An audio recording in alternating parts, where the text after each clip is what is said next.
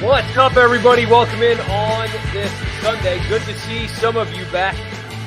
Not even 24 hours later. I appreciate you guys hanging out tonight. Glad that you are with me. We're talking just what happened this weekend in college football last night. Obviously, Ole Miss and Auburn focused, but we'll talk about that as well. Again, Mississippi State survived Arkansas.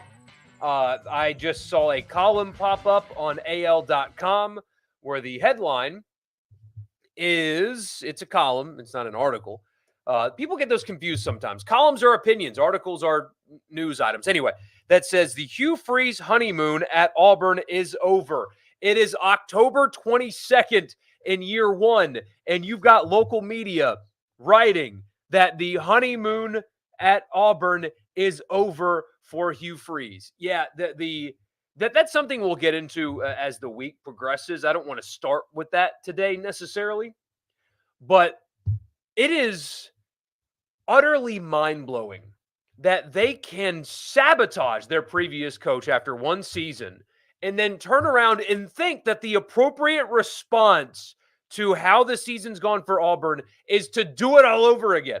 It is just the lack of self-awareness on the Plains is mind-numbing. It truly is. It makes no sense whatsoever. A delusional group of people. Kirby Smart's first year at Georgia didn't go well. I mean, Kirby Smart's first year at Georgia, he got smoked by Ole Miss, if you guys remember that one. Just absolutely just beaten down and blown apart. And then a year later, he's playing for a national championship. Like, an objectively better program with anyway, we don't need to go down that road. This is the stuff you're seeing today, the reaction that you're seeing today from Auburn people and now apparently Auburn media about this loss is the same kind of discourse that you got at the end of last season when they were trying to court Lane Kiffin, ultimately not successfully so. The lack of self-awareness is stunning. It is absolutely stunning. And, I mean, looks like they're going to sabotage another coach. I mean, the honeymoon is over. It's October 22nd of year one. And the honeymoon is over? Unbelievable. But, hey, I say unbelievable. Very, very believable that the place that tried to manufacture infidelity from their previous coach to fire him with cause because he didn't win enough games in year one would turn around and have the same mindset again. Anyway, I'm Michael Borky. Glad that you guys are with me. Please like the video, subscribe to the channel if you have not already, and let's do a live chat. But I do, since we did a lot of Ole Miss last night, I actually want to start the conversation tonight with Mississippi State's win over Arkansas, because I do think it's very important to, I'm going to be the positive spin guy when it comes to Mississippi State. Again, I have the label that I've got, and from some people anyway, and I think that label is inaccurate because here I am spinning the State game positive. I have seen too much of today. People just attribute what happened in Fayetteville to Arkansas sucks. And that's all it is. Just Arkansas sucks. Arkansas sucks. The game was terrible. Ugly football game. And I said on Twitter it was an ugly football game because 7-3 is a terrible football game to watch. That was very hard to consume. Just sitting on my couch while I was trying to get my son to take a nap. That was a hard football game to consume. Very, very ugly offensive performances. 7-3 is an anomaly, especially in today's era. It set the sport back 10 years or whatever. I get all that. And all that's true. Ugly game, bad game, all that. I get it. Truthfully, I do. But too many people are just brushing Mississippi State winning that game off as Arkansas sucks. And I think that's a little bit disingenuous. Now, Arkansas is going to fire their coach at the end of this year. They fired their offensive coordinator today. And I said on Twitter myself, and I stand by it, that what Dan Enos did to KJ Jefferson this year is worthy of jail time. Like, he should go to jail for what happened this year. It is worthy of jail time. I mean, it was a bad hire to begin with, and it didn't fit KJ Jefferson at all, and he did a really bad job with him this year. And Sam Pittman's going to get fired, I think, at the end of the year, and it's probably justified. But this isn't like a really bad Vanderbilt team that we're talking about. This is an Arkansas team that has recently lost by a last-second field goal in Baton Rouge. This is an Arkansas team that had the lead in the fourth quarter in Oxford. This is an Arkansas team that was down 2 with the ball in the fourth quarter in Tuscaloosa. All of those games had offensive outputs that were greater than yesterday at home. And so, yes, it was an ugly game. Frankly, if not for an illegal motion, Mississippi State should have lost the game, but it was an illegal motion, or I guess everybody called it a false start, but if you never get set, it's illegal motion, right? Doesn't matter either way. That penalty saved an Arkansas touchdown and essentially saved the game. All of that's true. Um, Offense for Mississippi State was horrible. It was, but it was only one half bad because, again, that was Arkansas's worst offensive output in weeks. And I don't think that's just because they're bad. I think Mississippi State did some things defensively. People are wondering if Zach Arnett has decided to take over the defense, and that is certainly interesting. I would love to know, in his press conference tomorrow, if somebody asks him about it. I don't know what his answer is going to be. I have argued before that Zach Arnett needs to stop trying to have his hands in everything, run the defense, and let Kevin Barbay do his thing on offense, or whoever your OC is moving forward. Just let him do his thing, because that's what he's good at, and that's what he should do. Get back into your comfort zone as a coach, because trying to CEO, like, have your hand in everything, clearly he was uncomfortable doing it. But either way, that game was only one half bad. Watson was really good. Mississippi State was able to generate pressure. There were no passing lanes whatsoever. The secondary, which has been bad all year, stepped up and played well and made plays and kept the ball out of the receivers' hands. And they did a lot of really good things defensively in that game. I think it's truly disingenuous to just chalk that up as Arkansas sucks. I don't think that's fair, because State played better against that Arkansas offense than Alabama did, than Ole Miss did, than LSU did, than A&M did. So they did nice things, and they won that game on the back of their defense. And that is something that has to be talked about. If you win ugly and you win in the division on the road, you win in the division on the road, regardless of what it looked like. So the team needed that badly. I think the program needed that. The fan base needed that. As ugly as it was, they went on the road in the SEC, in the West, and they won a game. And now they turn around, and it's Auburn who, quite frankly, I think it's pretty apparent that Hugh Freeze treated that game like his Super Bowl. And I don't like that phrase. I think people way overuse that's that team's Super Bowl. People did it with Tulane, and I never once said that, because I don't like that. I don't like that phrase where, well, that was Tulane's Super Bowl. I don't like that. But in this case, when the broadcast is talking about how Auburn never practices on Friday, but they did this one, so you've got an Auburn coach, at least, that was really emotionally tied to the outcome of his previous game. They are horrendous offensively, terrible.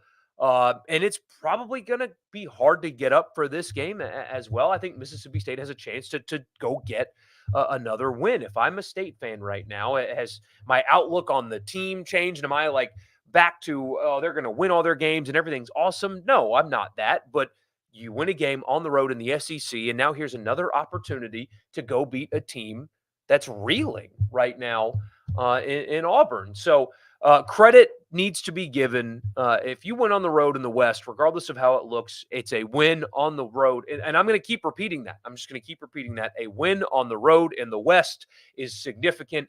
Anytime you can get one, regardless of how it looks like, it doesn't matter. You win on the road in the West.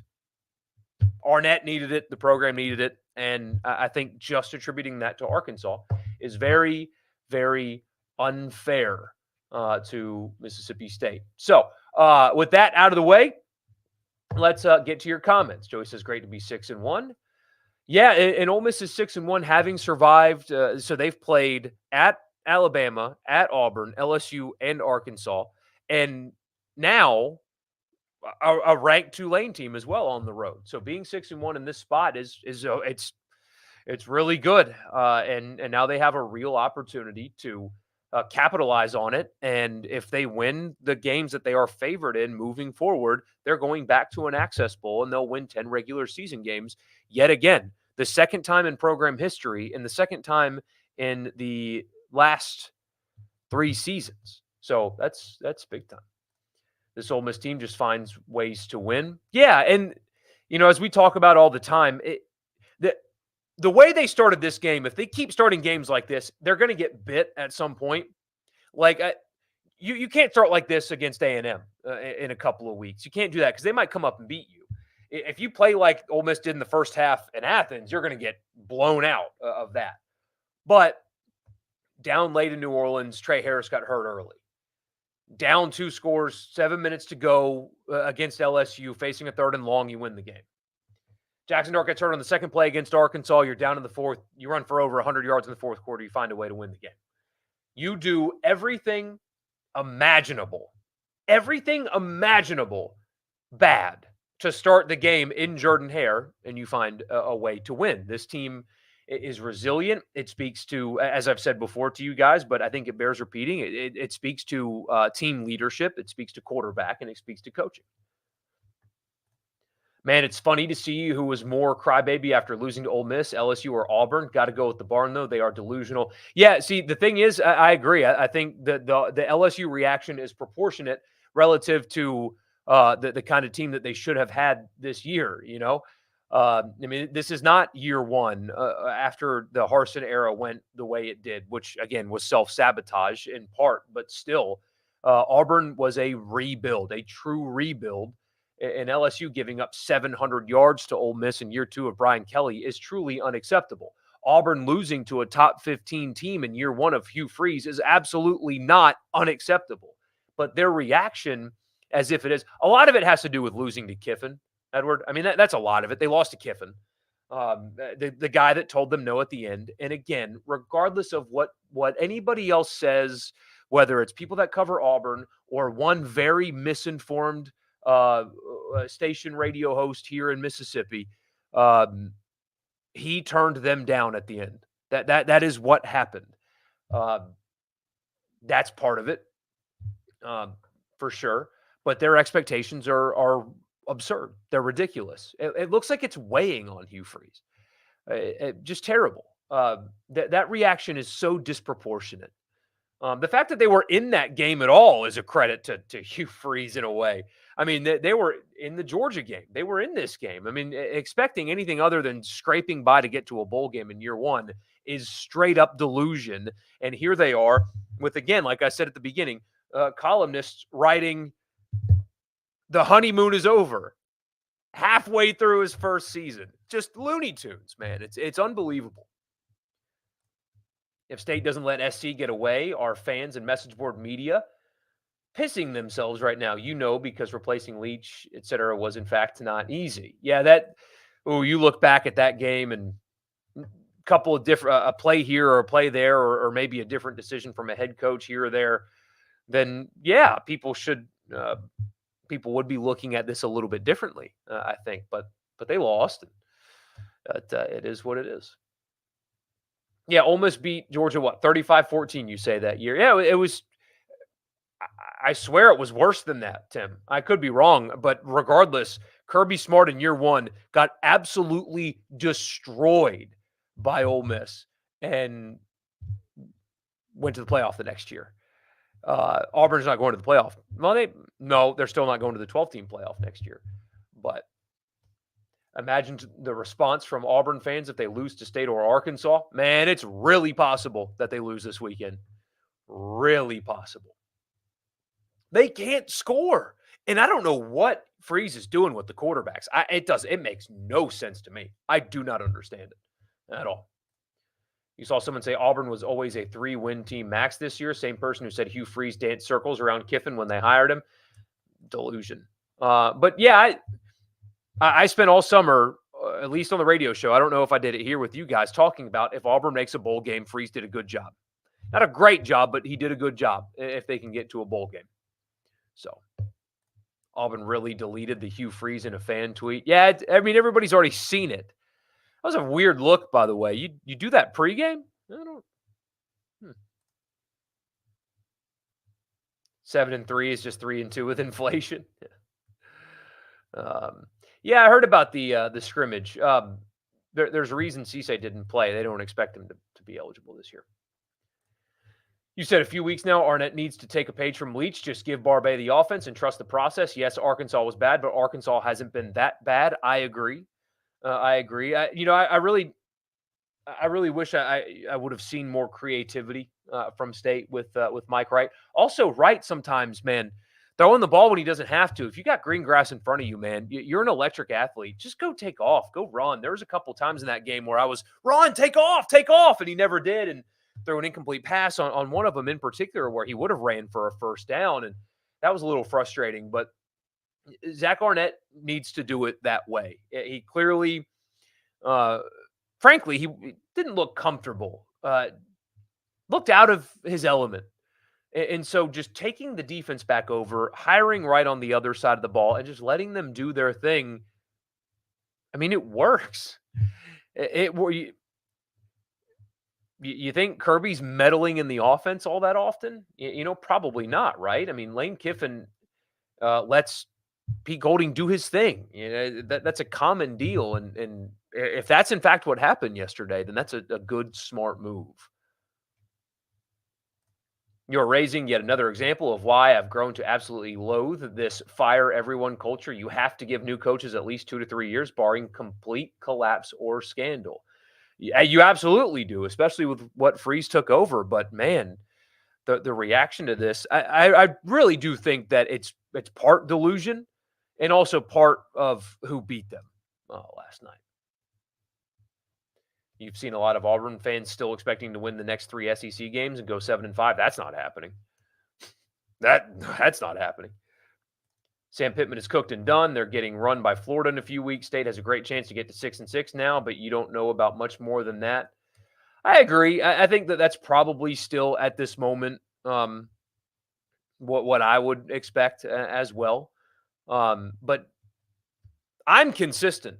All summer, I talked about I like Arnett, but year one's there's a real chance that it's really tough. There's a lot to overcome. And so if they get over the really bad start to the year and find their way back into a bowl game, I think that it's not like a success, like don't throw a parade, but it's okay.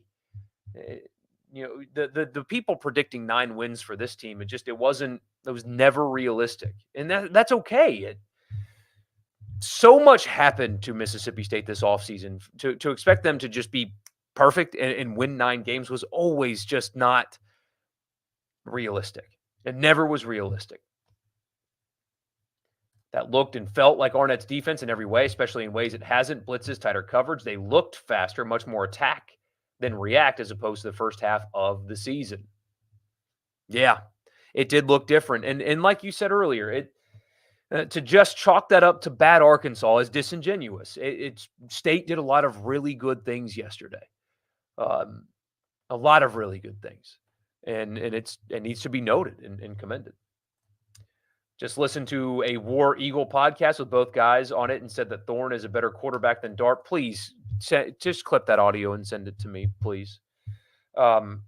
Please send that to me. I need to hear that. I like that. That will help me sleep well tonight. Oh my gosh. I mean, what? KJ Jefferson's legacy has been ruined. It's a shame. I mean, that was an impossibly bad hire. It never was going to go well. I talked about it with you guys. Definitely did it on the show where it was like, hey, why is nobody going into the season talking about the bad offensive coordinator hire that Arkansas made? Like, why is nobody talking about this? And sure enough, I certainly don't bat 1,000, not anywhere remotely close, but I got that one right. He started feeling bad for KJ in that game. Yeah, State was whooping his offensive line up front. His receivers weren't getting any separation. He made bad decisions too, probably a little frustrated. The team around him just got whooped, for 4 quarters. There was very little he could do. But they haven't used him correctly at all.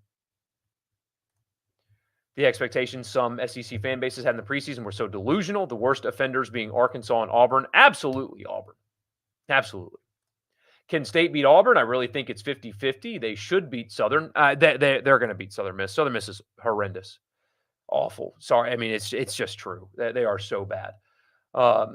They can beat Kentucky, though you don't think they will. The egg is always the Egg Bowl, even when it should be a loss. Yeah, I keep forgetting about the Kentucky game, and I know Kentucky's been better, but I mean, to think that Kentucky's just going to roll into Starkville and win, I don't agree with that sentiment at all. So yeah, there's a couple of toss-up games coming up with Auburn and Kentucky that can kind of reshape the way people look at this season. You certainly can win on Saturday. You certainly can beat Kentucky. You're going to beat Southern Miss.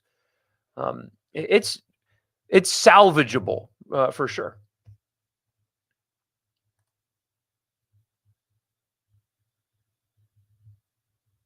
Number 2 on Arkansas, did KJ no service by jogging to the line, wasting valuable seconds on that last drive. It was terribly called anyway. I mean, they weren't going to score there. So Danny Enos is fired today. So much I need to say. I guess I should just call it the radio show tomorrow. Well, I'll tell you what, Paul. What I would be it, coaching searches are exciting for fans though because it's nothing but optimism filled, right? I mean, the candidate list for Arkansas I think is going to be interesting. Because is somebody like Lance Leopold going to make the jump, or would he be candidate number 1 at Texas A&M, for example, when that job comes open? I don't know if you exactly want to be searching for a coach the exact same time A&M is, but there are some very interesting candidates out there. But I don't know if there's like this slam dunk home run. Yeah, you go get him, and he will absolutely take the job for any job that comes open. I mean, if I'm Leopold, I'm ready to jump now, for sure. So if I'm an Arkansas fan, Lance Leopold is that's my guy. That's candidate number 1 for me for sure. Um, but if for whatever reason he says no, who is candidate number 2 and 3 and 4? That's an interesting thing coming. Pittman also with field position and punting was embarrassing. Yeah, he's very very bad at game management. I mean, we talked about it after the LSU game. Um, Man, if you're a head coach that is not of an offensive or a defensive background where you have your own system and you don't manage games well and you don't hire coordinators well, what's about to happen to him is kind of what you get. We can clear up the tie-breaking scenario. All the talking heads keep saying Bama has to lose 2 games for Ole Miss to win the West. If yes, if they win out, even if LSU wins out, they keep saying Bama wins that 3-way tiebreak. How the heck is that?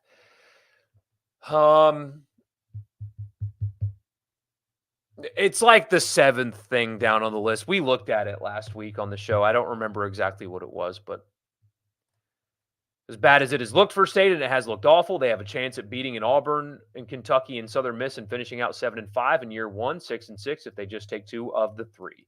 And at this point, that would be fine. Not great. You don't throw a parade. You don't give Arnett an extension. Maybe you move it out to 4 years without changing the buyout just for the press release and recruiting. But yeah, you could stomach that for another year. That would be fine. But you would have to see a step forward next year. But for what this season is, then yeah. Little known facts about the Ole Miss defense is that they are now number 5 nationally in sacks and 9th in tackles for loss. Pete Golding was a home run hire. We've been talking about that for weeks, haven't we, man? I mean, just there are people that had unrealistic expectations for that defense in year 1. They create havoc. We've been talking about that for weeks. They create turnovers, they create TFLs and sacks. They lack personnel in a lot of places, but they create explosive plays, and that's really all you could have asked for from this defense right now. Hot take: without Denzel Kendichi, Hugh Freeze likely doesn't get Robert and doesn't get those fantastic classes in 13, 14, and 15. Probably no. I mean, without Denzel, Robert doesn't show up. But he's Auburn's problem now. What's the line versus Vandy? I think I saw 25, I believe is the line that I saw. I would expect kind of an ugly game. How about that Pete Golding defense? It's almost like Alabama fans were stupid about calling him terrible. Had to piece together a defense with late edition portal guys, and they are adequate, which is all you could have expected in year 1. They're more than adequate. They create havoc. They're really good at that. It's all you could have expected and more, honestly. Alabama absolutely has to lose, too, for Ole Miss to win the West, unless Tennessee and Kentucky lose the rest of their games and Vandy beats everybody except us. Yeah. State can absolutely beat Auburn. I agree with either or both quarterbacks, for sure. If they simplify down to whatever all 11 guys can run well and play D like that, they can beat everyone left outside of Ole Miss. Take the Commodores plus 25.5. I kind of agree. I think that game's going to be a little bit sloggy after what happened this past Saturday. And then A&M a week later. Perfect sandwich letdown game where Ole Miss wins by, 17 or whatever. You expect them to win by anywhere between 24 and 30 this weekend? I think Vanderbilt they'll be ready to, they'll be prepared to play, and then talent and depth will take over eventually. Judkins is clearly a different runner than early on. Bentley's the best 1A back in the country. Yeah, that's that combination. I mean, when they're both healthy, now that Judkins is over the rib thing and he's healthy, I mean, how many backfields in the country are better than that 1-2 punch? Not many right now. Alabama's not losing 2 games. I agree. Alabama's not losing 2 games. I mean, the winning the West thing's kind of a moot point. I think the conversation more realistically should be centered around getting back to an Access Bowl. Very good to see Lane so satisfied in the presser. He seems quite happy this year because his team is winning in different ways, and they're showing resiliency. And that was something that they were so bad at a year ago. Just didn't have it. Weekend gig in Eugene. Wow. Look at you going. I was about to say, look at you going international. But I didn't.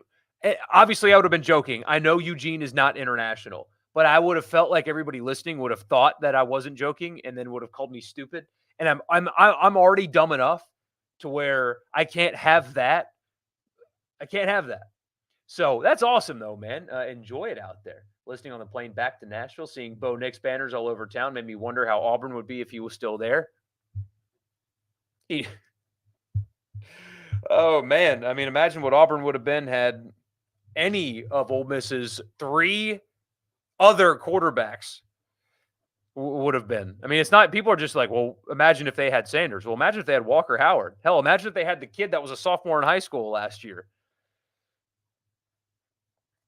This is mainly a place for Ole Miss and State, but I'd like to mention Clemson and USC for a minute. Thank you. Thank you. The Clemson football program is dead. It's done. It's over. It's kaput. It's over. It is absolutely done. And they are on year 2 of a 10-year, $115 million extension for Dabo. Yeah. One of my colleagues on the radio show had no problem with what Dabo said about his fans, where it's good that they lost a couple of games to lighten the bandwagon. Yeah. So he better figure out portal quick, and he better figure out NIL quick. But I think it's done. I mean, I think the Clemson program is not recovering from this back to their previous standard. I think it's over. I think the act is officially worn thin. He chose not to adapt, and it's going to be too late at this point. Florida State has emerged. Miami is coming on. Another wave of conference realignment is going to come very soon. And that's it. That's it. And yeah, USC is they are the exact same program that Oklahoma was under Lincoln Riley. Haven't changed a bit. They are soft. I think it was Peter Burns that said this, and he's exactly right.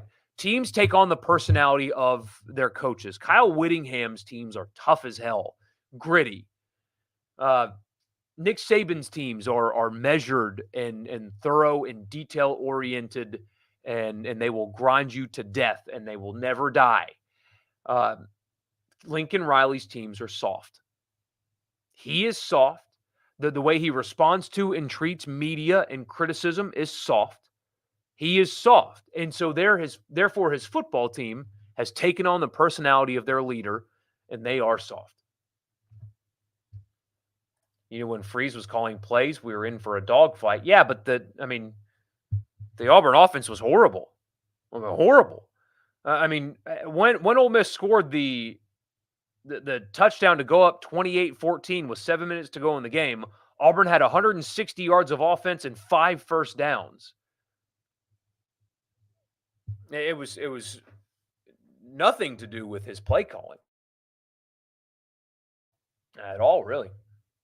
Does Pittman survive? No. I don't think so. Is it over at Clemson? Dabo's not getting fired, but yes, it's over. What is going on with Miami clock management? That is who they hired. Mario Cristobal has never been good at it. He has clearly demonstrated many times in recent history that he does not manage games and the clock well. Got away with it. Did get away with it. Will the Ole Miss Alabama game play different if they played later this year? Maybe not, because Alabama seems like they're hitting a stride. If it was played in a different venue, but going back to Tuscaloosa now, I don't know if it would be any different. Could be wrong, but I don't know. Also, Texas, Oklahoma, and Washington all barely survived. Texas almost got the Memphis treatment like Ole Miss and State have gotten, and UNC loses outright. Typical Mac Brown. What a horrible loss that was for North Carolina. I mean, that is a bad, bad Virginia team. It does go to show you, though, that winning every week is difficult. And sometimes, I mean, Texas is and Oklahoma and Washington all significantly better than the teams that should have beaten them yesterday. It's hard to win sometimes, man. So if you get one, just kind of take it and enjoy it, which is what, again, I've said today to you guys. I'll say it tomorrow on the show. You beat a West team on the road. And enjoy it. It was ugly. Who cares? I mean, Oklahoma won ugly. Washington won ugly. Who cares? You win. Enjoy it. Clay Helton was 17-5 through 22 games at USC with less talent than Riley, who was also 17-5. I just don't buy Caleb Williams. He looks so pedestrian when playing against equal competition. So I saw a stat that said Caleb Williams last year was among the best in all of college football under duress. And this year he is among the worst in college football under duress. They think that they've attributed it to, did I even say that correctly? Doesn't matter. That he's trying to essentially play hero ball. And last year he was a lot safer under pressure. And now this year he's just kind of letting it fly, and that's causing his team problems. I'll take their word for it.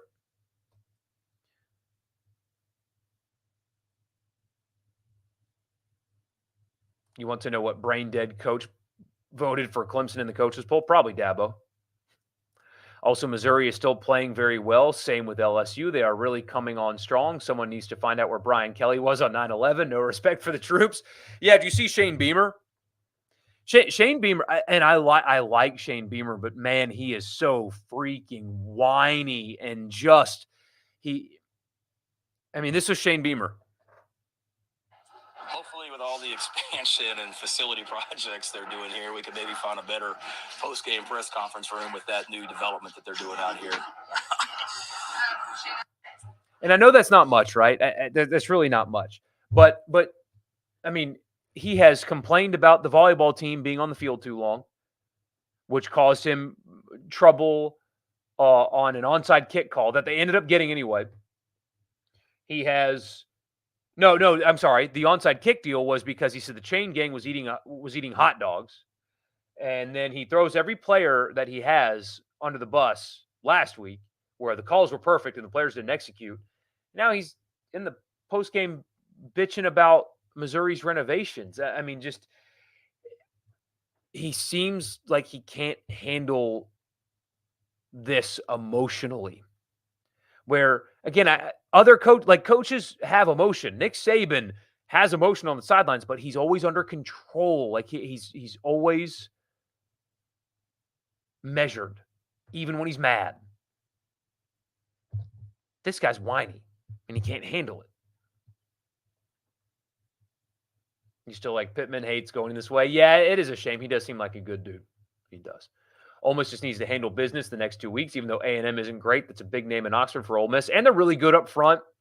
And Ole Miss has still struggled with protection. I mean, they struggled yesterday with it. So A&M's going to be a challenge, I think, if they're still locked in mentally anyway. You don't think Pittman gets fired this year, or Jimbo, honestly, but who would they go after? My candidate number one would be Lance Leopold. if I were Arkansas. That would be candidate number one. After that, it's where things kind of get interesting, right? Is where do you turn? I mean, do you look at what James Madison is doing and try to poach their coach, even though he's not an SEC guy, but a winner is a winner? Do you do it that way? Do you go the coordinator route? I wouldn't think so. But yeah, there's not like the home run candidates out there in the way there usually is anyway, outside of Leopold. But the only thing that scares you is Ole Miss playing a 5-6 state team at Davis Wade when they're trying to make a bowl. I hear you. Arkansas is on the 3-9, maybe 4-8 trajectory. That should get Pittman fired. We'll see what the change at OC brings anyway. They're going to pump up unrealistic expectations and want to fire people when it doesn't happen. Same exact people. Turns my stomach, speaking of sabotage. And not just the Beastie Boys song. You do think if State goes 6-6, they are 6-5 coming into the Egg Bowl with how their schedule plays out. I kind of agree. Ewers hurt. Arch time in Austin. No, it's going to be the other guy, right? And I don't know his name, frankly, but I don't think it will be Arch. I could be wrong, but I don't think so.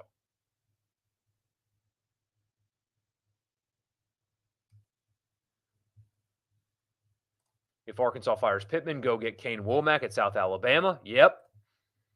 That would be a good one. He's really good. Would that be satisfactory for them, though? Hiring South Alabama's coach.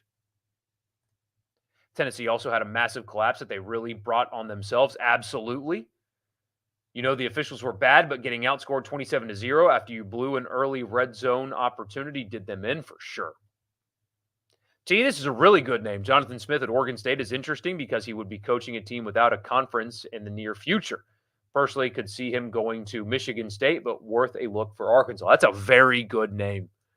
That was, yeah. I mean, if I were him, I'd be looking to get out, as unfortunate as the situation for his team is. But he's a hell of a coach and kind of lifted up that program out of the dead. And now they're in the top 15 and playing really well. And I mean, he's taken DJ from Clemson and made him look really good. And that's a good one. Houston Nutt is refreshed and ready for another run. Yeah, I hear you. Do I think Odom was helping Sam with in-game decisions the last 3 years, and this year he's on his own? That wouldn't surprise me at all. That would not surprise me at all. Mullen to Arkansas. They could do worse. They could do a lot worse. Tom Herman is out there just saying. Haydad gotten so, not in trouble. He didn't get in any trouble, but just throwing a name out there got him into so much shit with some State fans. It's so funny. Call Bobby Petrino back to Northwest Arkansas. Penn State is still Penn State under James Franklin. Easy to see that result coming this week. Ohio State is also a lot more physical than before. Yeah, they figured out their problems on defense. That's a championship-winning defense, but Kyle McCord has got to be more consistent, man. He's kind of stinky. He's got too many weapons to be as bad as he is. I mean, clearly talented, but he's not consistent. They're not winning a championship with him playing the way he's currently playing. Just not consistent enough. Talking to my dad earlier today, and he said if he doesn't know him by name, but he said if the Ole Miss quarterback was at Ohio State, they'd win a national championship. And I was like, you're probably right. You think Lane will have an unprecedented focus on the Egg Bowl with how last year ended? Also, they don't have to go to Fayetteville a few days before. They have Louisiana Monroe at home. That does help some. Petrino had Arkansas humming. Ill-advised motorcycle ride with a lady of questionable legality. Yeah, but what has he been now? What are my thoughts on the Caleb Williams sitting out for the rest of the season talk? Yeah, what blew my mind is the guy that put that out there does the debate show on Fox FS1 that airs Southern Cal games. I'm sure the executives didn't like that much, but I think it's remarkably stupid. NFL teams will not like that. And I mean, look, he's not going to fall much, but I think that would speak to character. And if I were an NFL team or a fan of an NFL team that was drafting him, I would be deeply concerned about a guy that would shut it down with weeks to go in the season. I can rationalize the sitting out of bowl games thing, I cannot rationalize sitting out of regular season games, especially when he's getting paid to play now. He is a professional, so he needs to play. And any thought otherwise is not something that I will ever agree with, ever. You've got games on the schedule, you play the games. And again, I can rationalize bowl games. I get that. But I think it's especially as a paid professional now, don't like it at all. Dabo to A&M. He's a mental fit, but I mean, why would he leave his 10-year, $115 million contract? You know, and if I'm A&M, honestly, I'm terrified of Dabo. He's not going to use the portal. He's not big on NIL. No, I think I don't know if I would hire him right now, as weird as that is to say. Can we call my Dabo is Jimbo take an absolute dead-on take yet? Yes, we absolutely can. PJ Woodland to LSU, worried Bernard Causey will do the same. It's recruiting. That is recruiting. We'll see how they close. The collective will be active for sure. Sam Pittman reminds you of Matt Luke. Two really good people, it seems, in a business filled with shitty ones. USC under Riley is worse than Oklahoma under him. Here's a hot take for you, because USC under Riley is playing in a better conference.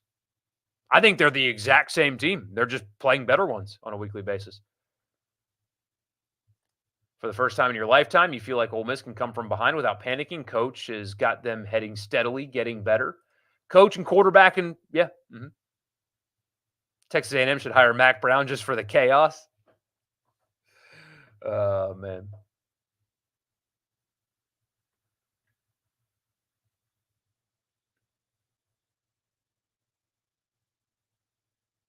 Whenever Lane Kiffin does leave, if it's not 4 years from now, Barry Odom could be a good candidate. Nah, I don't think so.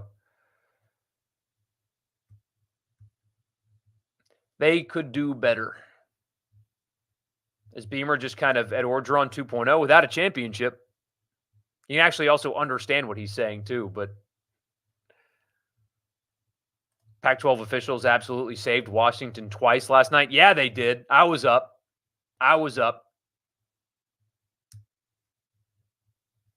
They got the marching orders or something like that.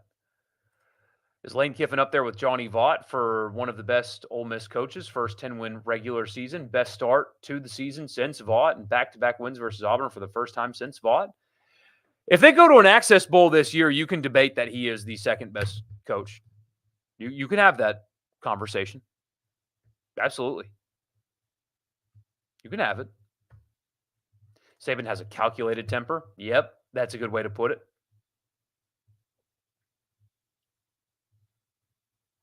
Sample size is growing. You say he needs to win some bigger games. The issue, Chase, is there's not many other better options. I mean, you know, you've got Cutcliffe, obviously. I would not consider Freeze up there because he destroyed the program on his way out. You know, he won a Sugar Bowl, and that was great. Don't get me wrong, but what else happened? You know, so anyone hiring coaches who doesn't at least call Jed Fish isn't doing their job. Another good one. Malik Murphy for Texas. Thank you. That's his name. Yeah. Are we not thinking that maybe Hugh Freeze is not as sharp of a coach as he was even 5 or 6 years ago? He wasn't amazing at Liberty. He was all right, had more talent than most of his opponents. Man, he did really good things at Ole Miss, and in the year they won the Sugar Bowl, he lost to Memphis. I mean, even his time at Ole Miss was still marred with inconsistencies and head-scratching decisions and bad losses. It's always been this way. Auburn does have a pretty good defense. That unit's being wasted by a horrendous system. No one gets to see Freeze coach that 2017 Ole Miss team. No one got to see him coach that team. That would have opened some eyes. Absolutely. Caleb Williams will be another Johnny Manziel. His ceiling is much higher, I think. The physical tools are better, but mentally, not a good week for him. You think Womack goes to the Big Ten? Interesting. Very interesting. We're past the 45-minute mark, guys, so I'm going to go ahead and hang it up. I got a couple more things to do tonight myself. So thank you for tuning in. I appreciate you. This was a lot of fun. As always, I will see you Tuesday night, 7:45 on Tuesday night. I will see you then. We'll get ready for Vandy and Auburn this weekend. So I'll see you guys then. You'll have a great rest of your Sunday, and I'll talk to you on Tuesday.